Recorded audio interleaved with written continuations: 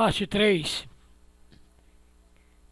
Júlio César, certa vez, se reclamava que já tinha 25 anos de idade e não havia conquistado nada. Em seguida, dominou a França, a Espanha, Inglaterra, Zagalli, fez muitos prisioneiros, matando milhares de pessoas. O mundo, César foi considerado um dos maiores assassinos. Tudo que César fazia dizia ser em obediência aos deuses e falava: aceitamos isto como um sinal dos deuses e vamos seguir seu chamado como vingança contra nossos inimigos traiçoeiros. A sorte está lançada, assim como Faraó no Egito e Herodes no período das Escrituras. Receberam presente de aniversário também. Júlio César recebeu o seu mesmo presente, que neste caso a cabeça de Pompeu, o republicano, o que queria atrapalhar o seu governo ditatorial. Essa foi a época de Cleópatra, amante egípcia de César, que se muda para Roma e levou com ela uma libertinagem e uma penca de deuses. Com uma penca de deuses, cada um com seus ritos pagãos. Entendeu, amados?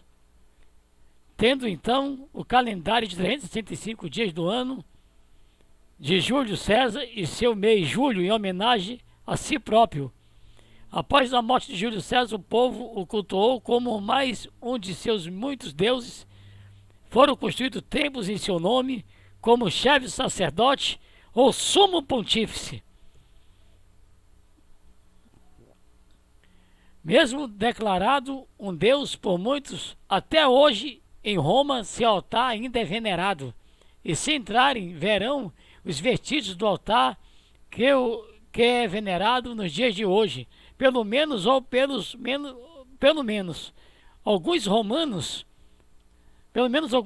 toda essa cultura religiosa, diversos cultos de diversos deuses, diversas atividades ligadas ao paganismo, que estavam presentes na Grécia, foram absorvidas por Roma, na medida que um reino era subjugado por outro, o reino vencedor que passava a liderar o culto, e neste caso Roma teria agora que trabalhar ali e entender aquela população, compreender as suas raízes religiosas e dar um jeito de contemplar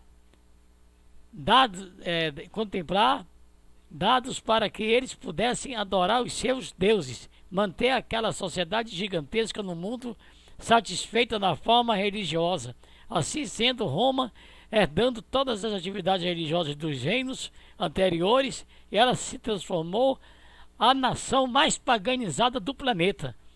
Na morte de Júlio César, os senhores do mundo elevaram ao poder o jovem Otaviano, também da mesma família, e esse passou ainda em vida ser adorado como Deus. O novo imperador seria então César Augusto, que durante o seu governo, que viveu o nosso Salvador, Augusto construiu e reformou inúmeros altares e templos pagãos. Ele foi um grande incentivador do culto às virgens vertais, deusa romana do lar. Seu culto consistia em 6 virgens chamadas de vestais. Elas ficavam presas num templo para cuidar da chama interna da Vesta. Era uma grande honra tornar-se uma sacerdotisa vestal. Moças de 6 a 10 anos eram escolhidas pelo imperador. Durante 30 anos as moças ofereciam a sua virgindade em devoção à deusa. Hoje a tradição religiosa persiste, mas está integrada ao catolicismo vestal. Agora se chama Maria e suas seguidoras freiras. O imperador Tibério César sucedeu César Augusto, que foi sucedido por Calígula, um dos mais devassos dos imperadores. Calígula promoveu orgias e bacanais por todo o império, fazia sexo a qualquer hora, qualquer lugar, com sua própria irmã, com seus empregados, homens e até animais. Calígula foi sucedido por Nero, que matou sua mãe, 2 esposas, e seu irmão Nero tinha ódio mortal, que eram servos do nosso Salvador, e maltratava e jogava nas arenas para os animais. espetáculo macabro para a população, incendiava famílias inteiras. As incendiam encravados em estacas cravadas nas ruas, como se fossem tochas para iluminar a cidade. Durante a noite promovia todas as atrocidades. Todo aquele que confessava a verdadeira fé em nosso Salvador, justamente nesses, Nero culpou que depois pôs fogo em Roma. Aos 30 anos, o imperador Nero se suicidou dizendo a famosa frase: estou morrendo e o mundo perderá um grande artista. Vespasiano foi o 9º imperador romano. Aproveitou que Nero havia desocupado na grande área que havia colocado fogo na cidade e anunciou um lugar mais adequado para os que serviam ao Salvador. A partir de agora, homens e mulheres e crianças de famílias, que as pessoas que professavam a fé em nosso Salvador já não seriam mais comidos por feras, por pequenas arenas comuns no lugar de suas mortes e os dentes de feras para alegrar seus públicos.